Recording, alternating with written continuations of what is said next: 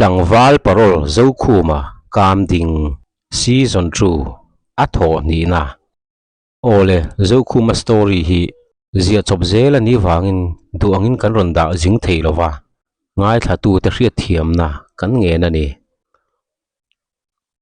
kar khat zet zo khuma le athiam te camping boru ka ain chi anu chuan ro pui takin an chuak le ta an piang thar thalom le tura ngai ani camping chuan nuwa an hun man chho zel dan chu I han ngai thale te ang pathian ni zana niya zo khuma te thian ho chuan siam lian chu in khom tura som tumin zo khuma ina tanga chuakin siam lian ti in lam an pan tham thama kalpa hian leitak sa boral tura hian isua mel du om lang zel se mi te ne na nun na pe in ka hun zong hi ka mangral to anga ti in nun bula azai kal rat mai chuta ngur do la chuan nun bul zai velo mai te ru aron surange zai hi chu ithiam lo mi a lo ma se I o hian mo azir lo e matina ni ti na lo khak nun bula chuan ngur dul I thu lo thiam wang lalpa faktur kan ni lo faka phu em awang zoka lalpa fak hi kan bat ani zok nang khan faki phu velo alo ti le trep ngur do la chuan vei dap che hian irin nakha nula bula fia ka chak alo ti le nun bula chuan tuna tak hi chuan mo mi si chap char kut po kha ka ma hian in phel ruak kung po ni se ka hlau ka ring alo ti vele hey in ho in soi kum kar lutuk piang thar zo hlim hlot in ni kha in khom tur in ni bok ti in zo khum man alo khak ke chu ka pian thar lai kha ka selo reng in hlan ro an ti khan in ding vexia kalo ding ve ringot ani mai huap zawan alo ti ngak da ka po chuan ke po kom dan hi amak ka piang thar ni lovin ka piang dal zokin ka ria ka su chak na te hi ala re lo reng alo ti ve bok chuta zo khu ma chuan piang thar ti wanga danglam hui kher kha ngai lo thok le khata zu chak na te po are thut thei lo bok kha in zu chak na tak kha in cross putur chuani chu wangin piang thar ti wang khan danglam hui tum kher su in piang thar to ti kha in ring to pro chu buan mun kho pian thar dan tlang puani alo ti do ngak da ka chuan chu wang chu ni don chu kan pian thar re thei mi alo ni alo ti vele zo khu ma chuan ni chi e ngak dak crossia isua tur lai mel tur om angkha kan va mitha a kan khonga ya kan nuk te a ula kan mit tui te ta in kan trap vela ti chuan piang thar kan ni mai alo ti le zat ke chu ka mit tui a tlak po ka hrelo ka piang thar thowem zo khum ngak da kan alo ti le zo khu ma chuan thar chi alo ma la piang thar angin an mu vek to che ngak dak ke ni in mu piang thar ai chuan mo mi in piang thar mu a min mu apoi mo zok alo ti le zo lubuk kan piang thar tarau go sipel team te hi idin ve rup te ang u hetia tual chunga upachal buang te ho bulak kan tam tal reng chuan kan darup mayang ngur dolan alo ti chu thu zet chuan zo khuma benga ver zar mai dik tak chuan a camping lu phur na chan em po kha ani khatani a thian te rot hun a nga de owanga la rot lo chau kha ani zo kani ngur dola chuan huap na pa arep dik le ta go sipel team din chu ka du e ma se tu nge sipi kara kan somang milim rual khuma hi a tha phian lo mo alo ti le ngak da ka chuan ngur dul a thalo na salutuk a kutaram si baka rual khuma zui ai chuan mo dak le wang ka thang alo ti hrep upachal buang hi ati chi zek lo mo ani te hi tongkam te hi amai mom tui thiam zal rawa unit le ko ran po nung takalo ruai thei ngat kha ani ve a huap zawan alo ti vele ai huap nap eng upachal buang lukira sipi karna noya zong ka om lul lawang ani ai chuan mo zam khar chhong po ka ring zok dai ngur duran alo ti hrep chu ti ani chuan go sipil team chu idin le lo mayang u sipi kar turan wang veng dangami kan som te ani lo chuan ngak da kan lo ti le chuta zo khu ma chuan ngak dak gospel team din lam kha chu ni danga kan soidon nia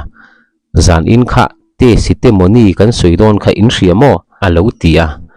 ngur do la chuan kalau in buat sei mi a leine enge ka soive anga ke mi sul hian alo ti duwa ngur dul itan te si te moni soiva ka ngai lo email chiat thu ka soila te si te moni ro puilu tuk ani ngal email a khan mo ite si te moni a bet vek nun bulan lo ti rep chuta ngur do la chuan nun bul dok ngoi man ro ti pa in among a pet sak thor nun bula atlan chenui uar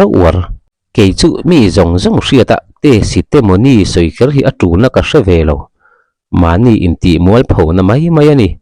mi hian kan te si te moni hi soijok se a fu jokang ngak da kan alo ti duwa zo khu ma chuan ngak dak mi in kan te si te moni an soi dai ten kan du lo thleng kha soi si sela ilung oi mewang mo alo ti khau o mi te chuan kan nun kum kar le je bru kan hreve don hleinem amoi lai an zong ve ang chu ngak dak kan alo ti le zo khu ma chuan ngak dak amoi lai phor tur pe nei ve mi chuan mo in riat ai khan mo mi in an hra chiang jok che te si te moni soi ti wanga akum kar thleng phorangai kherlo amoi to ko alo ti hrep amoi lai chau kan soin mi ten ngai nom an tinang te si te moni ro pi kan te na chu ma ni nun lep se thiam ani ber hi ngak da kan alo ti le ram chu ta zo khu ma chuan te si te moni hi kan mi hring pui ta hria ta puan su hi aro pui na ani lo ngai po angai lo aru ka pathian hne na kan puan su hi atok chu aro pui ber bok alo ti le ngak da ka angoi zui mak chu ta huap zawa chuan enge te si te moni in ti fo chu ni a moni ti chu poisa soina ni a te si ti chu ti chin ti lam a kok bok si a poisa man chin lama mi tholom ti na jok nge ni soi chiang te u alo ti nuwa midang chu an lo nui chu ta nun bula chuan kan huap nap enga zet thi chu o ka hril fia pe le love in du le hril fia ro u alo ti zek huap zawa chuan nun bul dok khatin min tham lo viau su ni zana moi bali run itlo te kha ka mu vek che aron ti tamai chuta midang chuan nun bula lam chu an hoi ngal suo an en ron deuh thup chuta nun bula chuan nge khatia min en thupa moi bali khamo pathian thu ka zu hrila lom le alo ti ba nuai a thian te chuan oi lo ti hriat zetin an lo ner khum nang chuta zo khu ma chuan veitur i hre chat hle mai te ro nun bul dang po aro du don ani chu me nei zet thian atita a nun bul ka ring lo che ka ring hlol lo che tharau bo vei phakin ipiang thar lo hrim camping lu ma atang reng khan pian thar nuwa in zeu rot tu ini kha khulmo nang te hi sual rim hi lo nam thar lo mo ti in ngur do la nun bula a hnim vut chuta le he zo lo buk kan nun bul do ka hian sual rim nei thing rim anamania ati zui lung mai ngur dul kiri enge pian thar huana angai lom te si te moni te kan soi don kha a soi huaina te po angai lom nun bulan lo ti zo khu ma chuan nun bul ivadale ma ve camping chuwa champo i dai lawania heti chuan gospel team a po tel ve lo la thang i cross put arit big po ani lawa i tluk pui ma alo ti mar chuta nun bula chuan ngoi te u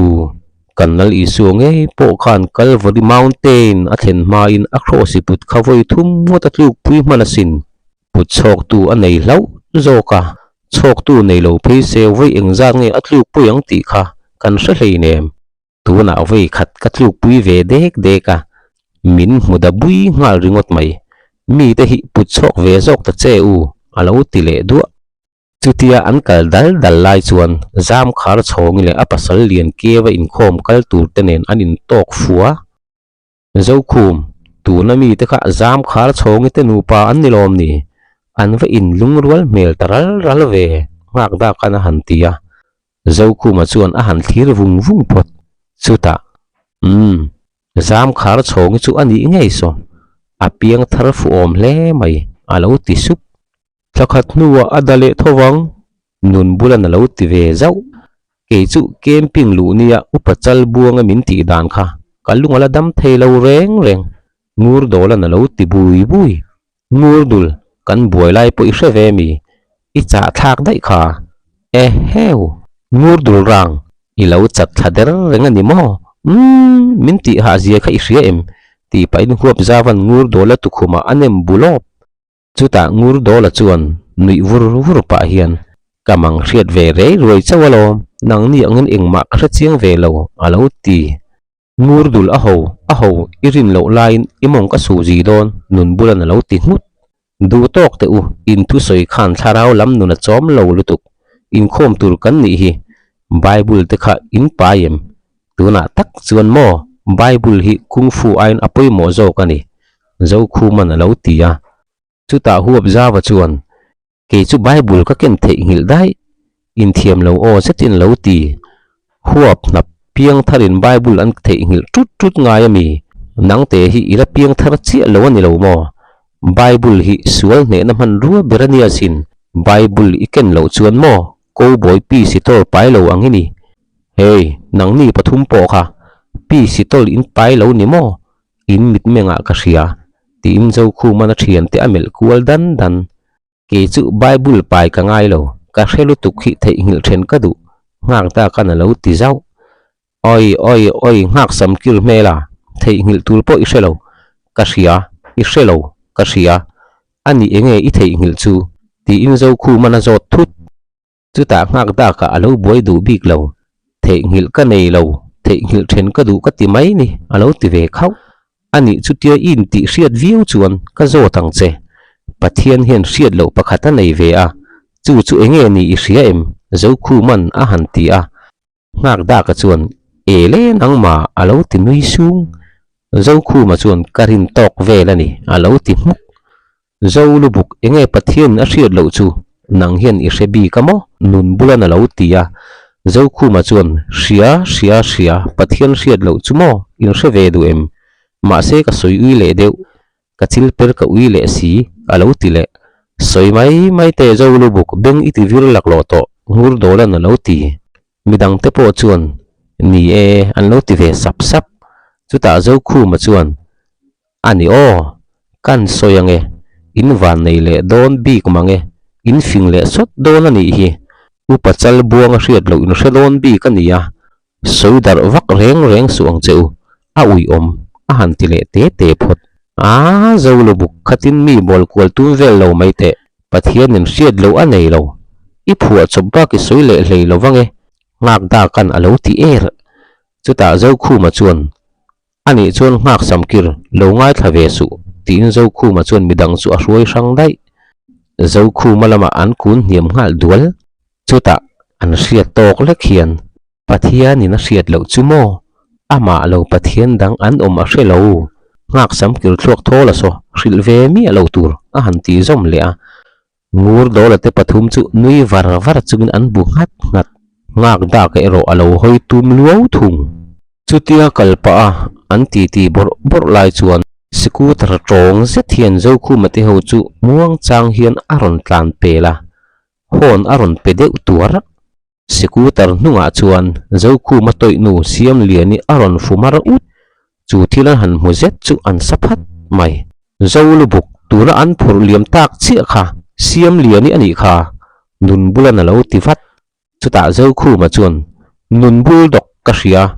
tu nge aphur tu kha tlangwal parol zo khu ma kam ding poi khoi ti lo hrero se ati zui khur mai khothen om tlangwal vela ani kha asama seyania o kung fu thiam mel lutuk ngur dolan alo ti zo khu ma chuan vel chhemi khamo ka ria lom in khom bana phung kan keu tirang atile hut mai chuta about tran bikin lam hoi ti in an hervuta alet zui ta nul mai athian te po chuan an zui ve ngal vut bok zo lubuk scooter hi levero heti hrim chuan siam lian hi kan la chu tak takang vel na pakhan tlang nuam a per kai khal lawang se ti a soi theilo tuna ti khan mo vela hnunga a fuwung mai khani a velan a berek a me zongin siam le ni naw tram te khan a hnung kha awanok dup tral don ti na nia ngak da kan lo ti duwa chuta zo khu ma chuan ngak samkir khatin ka ngai tu na kal ding thei zonga thil soi khera ngai lo a phurfet don ti te chu karin lok sa ani ti ina kal chak sau kalpa chuan arum ngut mai zo lubuk siku tar chu ilei ve donem nun buran lo ti le kher don chuan nun bul i khal ve don lo alo ti le threp nun bula adang ngur dola na lo ti kadang lo ngur dul ngoi hunani nun bula na lo ti le vat adik ngoi mak ro u thik nat na in min tham me ka ni hi zo khu man lo ti le muk biakin an thlen chuan an lo tran to a biakin kota vela siku tar in hung zo khu man a mu chuan a thin rim na so sang le thut chuta thing lutuk ti pa in atlo thurup a petrol line kha phoi ro bozo vek ro se in khom bana kasiam pui apur ho to tur anilo ati ngut mai ngak dak le hup zawan an bo si thupe kang chun an ti zui zat hemi te thian ho camping chuak hi an piang thar tak takem ti po riat vanisu biakin chung an han lu chu an lo khat mur mai an thutna an lo zo lok sai emoti turin mi patlar hnung ber chia chu alo ol to a thut pa in ngak da ka chuan kan vachang hnung sot ve ati sup apoi lo ngak dak tar hnunga thut thi a tha tar hnunga tang hian mi an lang kim bera kan lang sar lo ber thung zo khu man lo ti ve sup chuta zo khu ma chu a hoi kul zui vut mai nola tlar malama siam le ni thu chu awa mu a khi zui sup chuta an ma loka vela thu chu mule in amel rum kher mai chuti lai chun chairman pa sitor kham liana chuan in khom tan tu milim rual khu ma alo som ve chia e heu kan milim kudram rual khu ma chu awa chang sang bik lar ve hetiang huna te chuan ke ni ang piang thar lim hlot te hi min du sak jok tura lom nun bulan lo tinwa nu dik chia milim kudram rual khu ma te ang experience nei sa te chu oltir jok turan nia sin ngur dolan lo ti vele chuti lai chuan tan tu milim rual khu ma chuan bible chang alo chhir dapa mani ta mai en lovin midang ta po en ve ro u ti chang kher chu alo chhiara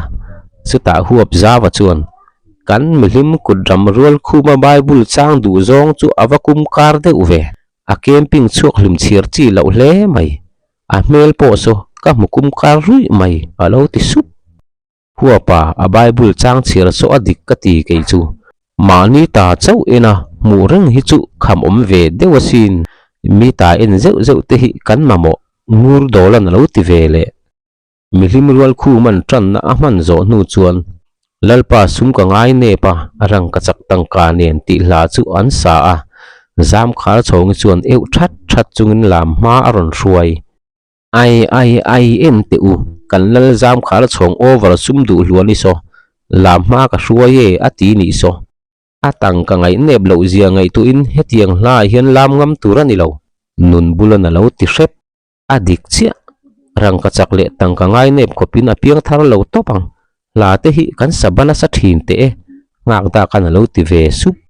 zam khar chong chau hi ngai bel bik su he buan mun kho ko ran hian mo sum le tang ka angai neb bik lo angai sang lutuk huap zawan lo ti chuta zo khu ma chuan ania sin zol nei pa sitor chuan tian kot sud ha ten ru kan ru to zo kang tia lo hril lok kha kan politician te asoina kalo ngai thina ma se ani berlo ko ran nar kai tu te asoina ani thei tlat mo sia dan expire to soma pakhat mangin ko ran mi pui te thluak an suk saka an sum le pai an ruk sak trok mai ni hi hei hi do ta in rok na ani lovem ni alo ti ve char he mi te thian ho piang thar in khom hi an va han tak lo thin tak em sum le rang ka chak ngai ne mi lo ko ran mi pui ten lalpa sum ka ngai ne pa rang ka chak tang ka nen ti la sa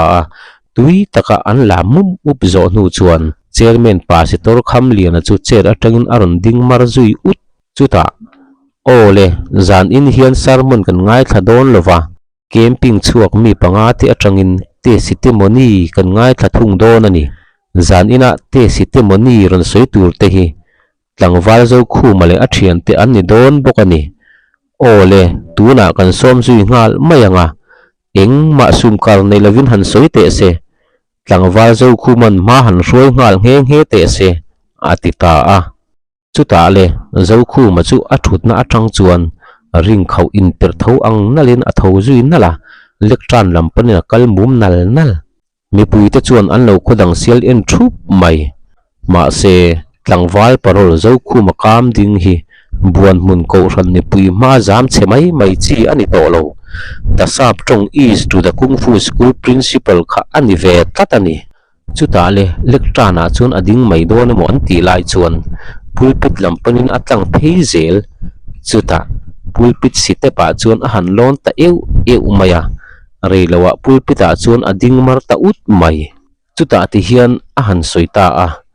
ole zan ina hian kan thian nga ai o in karon ding ani kan thian nga a kan ron din vek chuan in khom a rei don lutuka in khom rei hlau kan tam si a chu wangin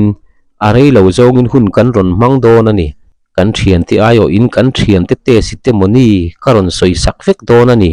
ka te sitemoni telin a han tia chuti lai chuan ngak da ka chuan chutiang chuan kan relami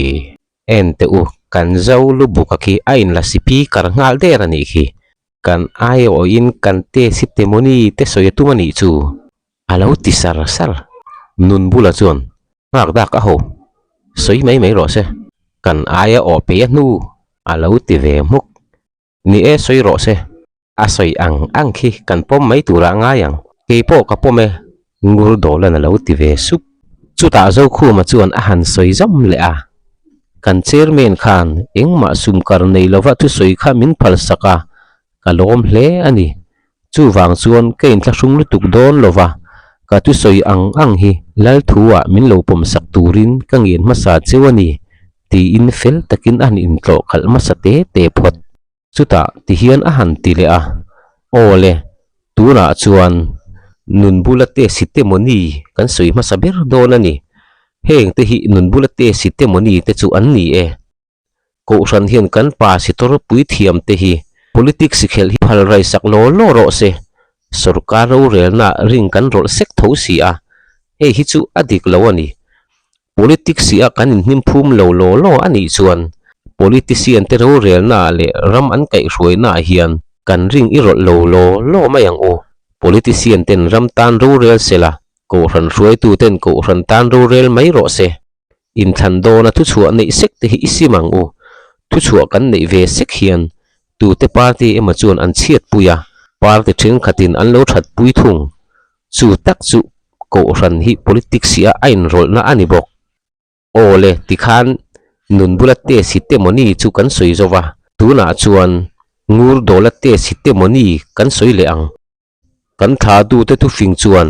then om do ai chuan khosari do a than om zo kan lo ti a adik ti ro u ti in a han chol te ta upa ho thut na lam le mi pui te chu a han ena upa ho an lo bu ngawa mi pui jing a tangpon amen an lo pe that bok chu ta ti hian a soi zom le chu ti ani chuan mi zo nam then om chu z u zu hi ania mi zo nama om chung chuan zu nen hin kan in then om reng don chu wang kan then om pa zu hi itong pong do lawang u then om do aya ko sari do a than om jok ti khopa ring nun man chiang nam in ti te hian enga tinge kan then om zu hi kan do that si enga tinge kan then om pa zu hi kan do ne thei si lo enga tinge zu che ina wanga kan thi zoi reng ni ke ma ni hian zu hi kan do chevek zo kan ni lo mo ti ro u kan then om pa zu hi do lovin nun pui thiam izir zo kang u ti chuan then om tha kan neyanga kan hrisel zo kanga kan dam rei jok bok don ani a han ti a ole khati zong kha ngur dola te sitemoni chu ani e tuna chuan huap zawa te sitemoni kan soi ve thung don ani hetiang hi huap zawa te sitemoni chu ani e kan rama hian sim tia mi va vitlum nge tamanga hriau hmanga mani in vitlum tam zawk ang le hriau hmanga mani in vitlum hi an tam zawk mai lawng maw ngai tua tham takani hemi chungchang hi ring tu te mo ani em ani ring tu in ti te hian sual hi kan hua in kan do tak takem sual dovin ti sen chu khopin kan tang to em teu lo kan than phim po alat la hlom lom lo wasin Christian chung kodin kan tum dan te hi ngai tua tham takani Christian chung kwa hi rui hlowa filim le ko ran pokorem ngai poimo chau hi ani lo chung ku asul huwa tangai sual po hi arim nei le nei lo kan huwa dan in khai rol ro se sual rim nei lo korup sonai filim lo te in ton siak lo hian azung chopa pot phoi mai lovin I phoro ngamang u khati zong kha huap zawa te si te moni chu ani e atoi te khutok nangin apoi mo le ani tuna chuan ngak da ka te si te moni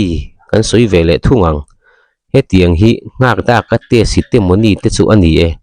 kan khoring tu te hian bible hi ipong sual to lowang u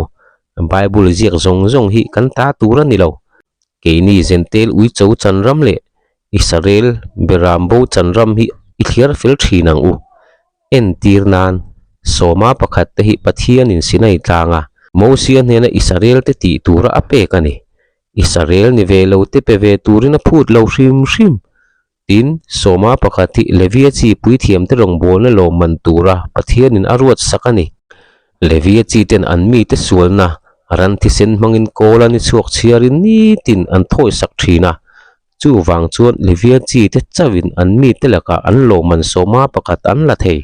ma se tuna chuan tutlung thar hun ani to a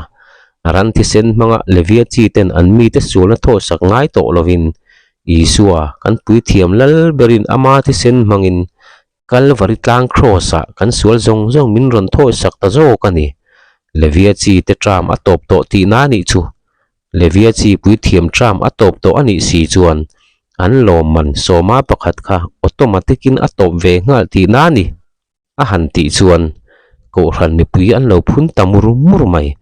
upachal buang hovin ko ran upaho po an lo meng tang hru hru